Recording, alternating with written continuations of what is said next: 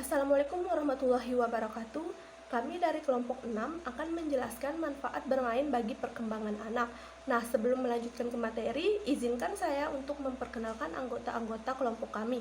Yang pertama ada Aprilia, saya sendiri sebagai penyaji pertama, kemudian Baik Siti Munawaroh sebagai pemateri kedua, dan Bella Trisani sebagai pemateri ketiga, dan Desa Putu Lestari sebagai pemateri terakhir atau keempat.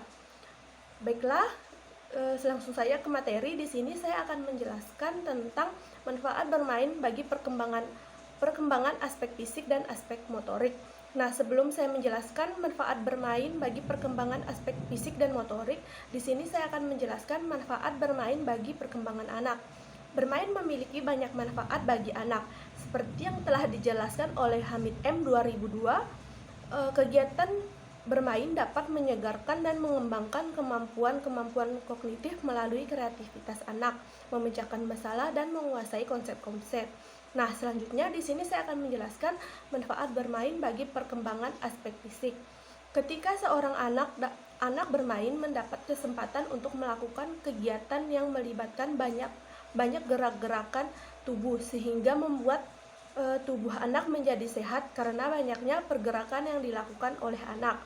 Selain itu, anggota tubuh anak juga akan mendapat kesempatan untuk digerakkan, dan melalui permainan anak dapat menyalurkan tenaganya atau energinya yang berlebihan sehingga anak akan merasa tidak gelisah, dan adanya gerakan-gerakan tersebut yang dilakukan oleh anak akan berpengaruh kepada fisik anak.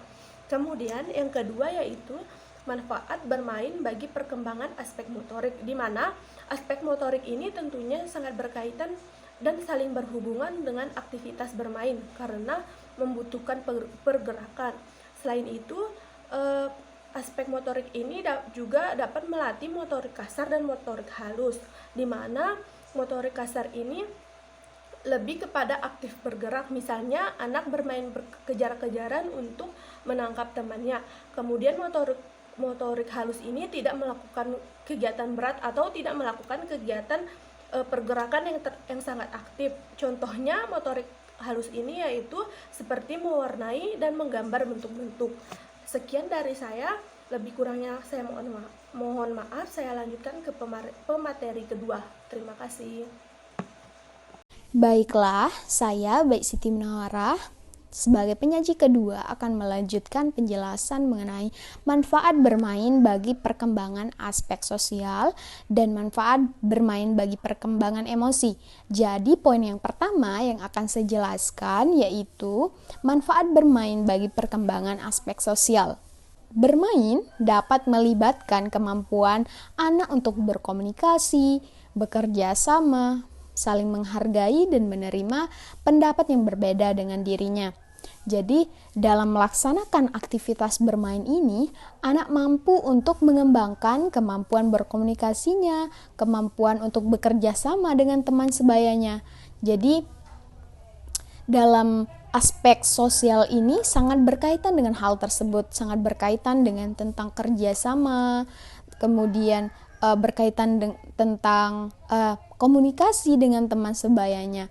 Ya, itulah dalam aspek sosial ini dapat dilatih melalui aktivitas bermain, sehingga anak dalam melaksanakan aktivitas bermain bukan hanya untuk sekedar bermain-main saja, akan tetapi anak mampu untuk mengembangkan kemampuan berkomunikasinya, kemudian khususnya bersosialisasi dengan teman sebayanya.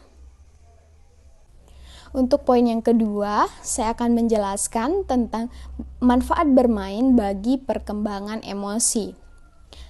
Anak dapat melepaskan berbagai macam ketegangan yang sedang dialaminya dalam kehidupannya sehari-hari.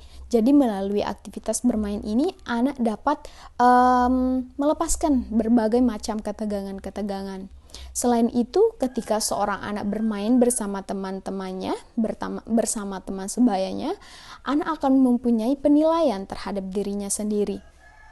Anak akan secara lebih aktif bermain apabila anak tersebut bermain dengan teman-temannya ataupun dengan teman seusianya. Akan tetapi dalam aktivitas bermain ini seringkali anak yang satu dengan anak yang lain itu ada konflik begitu. Jadi ketika terjadi konflik ini, anak mampu untuk memecahkan masalah dengan atau mengurangi emosi dalam menyelesaikan konflik ini. Jadi anak juga akan menilai atau memilih mana sih tingkah laku yang tidak bisa diterima oleh lingkungan sekitarnya ataupun oleh teman sebayanya, dan mana sih perilaku yang bisa diterapkan. Jadi dalam aktivitas bermain ini, anak mampu untuk mengembangkan kecakapan dalam mengatasi konflik yang terjadi dan mengelola emosinya. Karena mereka akan bermain lagi. Jadi ketika terjadi masalah atau terjadi konflik dalam aktivitas bermain bersama teman sebayanya, si anak akan lebih dapat mengatasi konflik tersebut dan bisa untuk mengelola emosinya, karena suatu hari atau hari selanjutnya mereka akan bermain bersama. Seperti itu. Assalamualaikum warahmatullahi wabarakatuh. Saya Bella Trisani. Di sini saya akan menjelaskan tentang materi mengenai manfaat bermain bagi perkembangan aspek kognitif dan manfaat bermain bagi perkembangan moral. Yang pertama, saya akan menjelaskan manfaat bermain bagi perkembangan aspek kognitif. Pada usia anak ini diharapkan mampu menguasai konsep seperti bentuk, ukuran, warna, dan sebagainya sebagai landasan utama anak dalam belajar bahasa, menulis, matematika, dan sebagainya.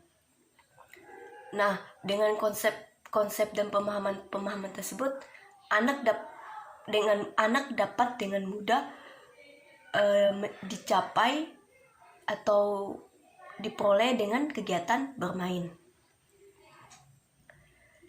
Kemudian bermain ini bukan hanya sekedar menghabiskan energi atau mengeluarkan energi saja, tetapi bermain ini juga dapat meningkatkan perkembangan kognitif anak.